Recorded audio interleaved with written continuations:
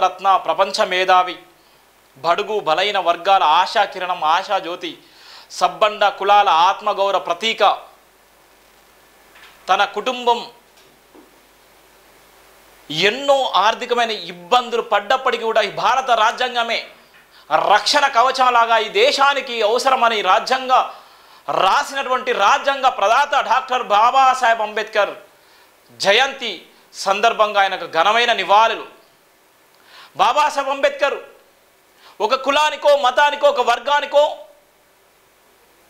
ఒక సమాజానికో సంబంధించిన వ్యక్తి కాదు.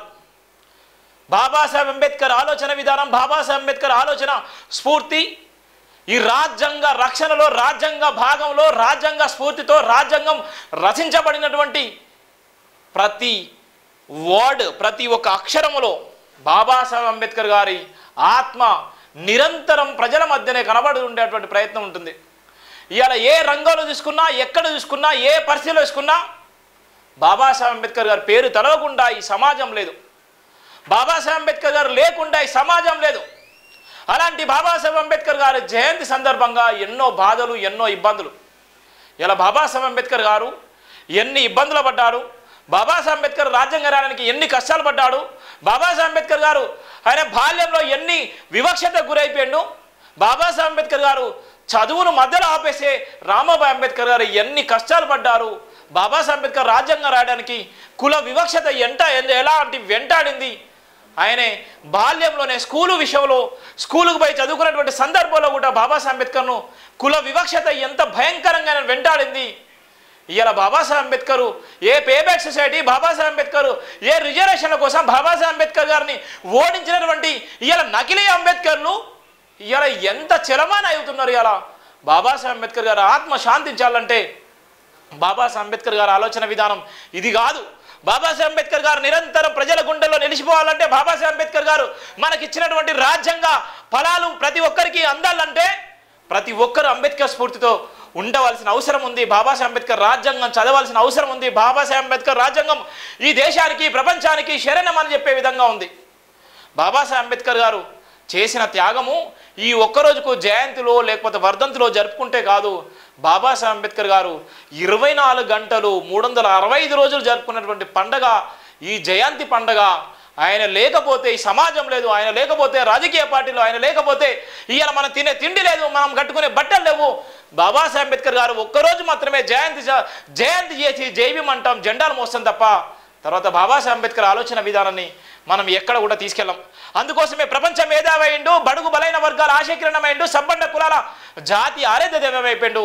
ఇలా భారతరత్న ఇలా బాబాసాహెబ్ అంబేద్కర్ అయ్యిండంటే ఆయన పడ్డ కష్టము, ఆయన పడ్డ వేదన, ఆయన పడ్డటువంటి వివక్షత, ఆయన పడ్డటువంటి ఎదుర్కొన్నటువంటి సమస్యలు ఎవరు కూడా భరించారు. ఇలా చాలామంది పదవులు రాకపోతే ఈరోజు పార్టీలు మారేటువంటి నాయకులు ఉన్నారు. ఇలా పదవులు లేకపోతే ఇవాళ ఇష్టానుసారంగా ఏటి వల్ల మీద బురద జల్లేటువంటి ప్రయత్నం చేస్తారు. ఇలా పదవులు రాకపోతే ఇష్టానుసారంగా పార్టీలు మారి అంబేద్కర్ భావజాలాన్ని దెబ్బతీసేటువంటి కుట్ర కుతంత్రాలు వేస్తారు. కానీ బాబాసాహెబ్ అంబేద్కర్ గారికి గాంధీ చేసిన కుట్రలు, గాంధీ చేసేటువంటి మోసాలు, గాంధీ చేసేటువంటి వివక్షత, గాంధీ అడుగడుగున ఆయన మీద అవమానాలకు గురి చేస్తే ఆయన అన్నిటికీ తట్టుకొని నిలబడి ఇవాళ ఆయన రాజ్యాధికారం వైపు నడిచేటువంటి ప్రయత్నం చేస్తే ఇవాళ ఉన్నటువంటి అగ్రవర్ణాలు ఇవాళ ఆయనను అణచివేసే కుట్ర చేసిళ్ళు. అయినప్పుడు కూడా ఈ భారతదేశం ఆయనను ఓడించింది. ఆయన ఎమ్మెల్యే ఎన్నికలో ఓడించి, ఎంపీ ఎన్నికలో ఓడించి, అనేక సందర్భాల్లో ఓడించి ఆయన ఇబ్బందులకు గురి చేసిన సందర్భాలున్నాయి. ఇలా బాబాసాహెబ్ అంబేద్కర్ గారి చరిత్ర ఇవాళ మనం ఒక్కరోజు చెప్పుకొని పోయేది కాదు. 365 రోజులు చెప్పుకున్నా కూడా తరగని చరిత్ర బాబాసాహెబ్ అంబేద్కర్ చరిత్ర. బాబాసాహెబ్ అంబేద్కర్ లాగా ఈ భారతదేశంలో ఎవరు పుట్టలేదు. బాబాసాహెబ్ అంబేద్కర్ లాగా ఇంకో వ్యక్తి తయారు కాలేదు.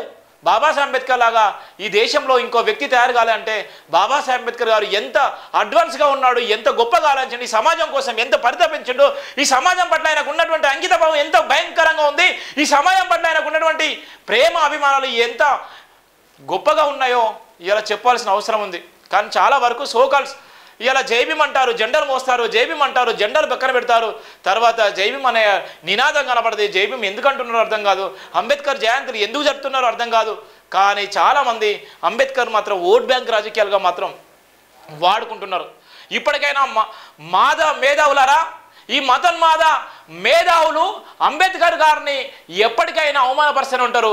భారత రాజ్యాంగానికి ప్రమాదం ఉంది. అంబేద్కర్ జయంతి సందర్భంగా చెప్తున్నాను, భారత రాజ్యాంగం చాలా భయంకరమైనటువంటి ప్రమాదంలో ఉంది. ఇప్పటికైనా అంబేద్కర్ జయంతి జరుపుకునేటువంటి అంబేద్కర్ వారసులారా, మనం కళ్ళు తెరిచి ఆలోచించకపోతే, ఈరోజు మనం గుర్తించుకోకపోతే, రాబోయే రోజులో ఇదే బీజేపీ ప్రభుత్వం వచ్చినట్టయితే రాజ్యాంగానికి ప్రమాదం జరగబోతుంది. ఎస్సీ అట్రాసిటీ కేసుల్లో ఇప్పటికే చాలా వరకు ఇబ్బంది పెట్టేటువంటి ప్రయత్నం చేస్తున్నారు. ఇప్పటికే రిజర్వేషన్ పేరుతోని ఇలా కుల వివక్షతను చూపిస్తూ ఇలా ఎక్కడ పడితే అక్కడ ఇలా కొంతమందికే దేవుడు సొంతమైనట్టుగా, కొంతమందికి దేవుడు అనేది అక్కర్లేని విషయంగా ఇలా బీజేపీ చేసే కుట్రలు ఇలా ఎంత బట్టబయలవుతుందో మనం చూస్తున్నాం. ఇంత భయంకరమైన పరిస్థితిలో ఇవాళ మనం ప్రమాదానికి దగ్గరగా ఉన్నాము. అందుకోసమే బాబాసాహెబ్ అంబేద్కర్ గారి ఆత్మ శాంతించాలంటే, బాబాసాహెబ్ అంబేద్కర్ గారు ఇవాళ పైనుంచి మనల్ని ఆశ్రయించాలంటే ఆయన త్యాగము ఈ ఒక్కరోజుతో కాదు, 24 గంటలు 365 రోజులు మన గుండెలో దాచిపెట్టుకోవాల్సిన అవసరం ఉంది. అంబేద్కర్ గారి జయంతి సందర్భంగా ఆయనకు ఘనమైన నివాళులు అర్పిస్తూ